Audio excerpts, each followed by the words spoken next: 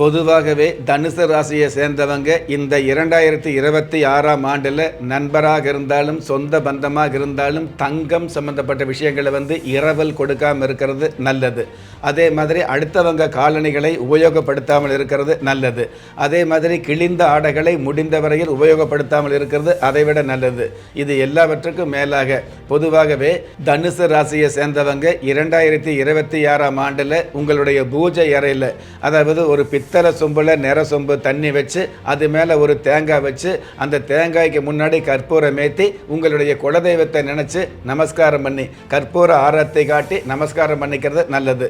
இது புத்தாண்டு துவக்கம் அப்படிங்கிறத விட மாதம் ஒரு முறை, அதாவது 27 நாட்களுக்கு ஒரு முறை இந்த மாதிரியான ஒரு வழிபாடு வச்சுக்கிறது, கலச வழிபாடு சம்மந்தப்பட்ட விஷயங்களை உங்களுடைய பூஜை அறையில் வச்சுக்கிட்டீங்க அப்படின்னா மிகப்பெரிய நன்மைகள் கிடைக்கக்கூடியது.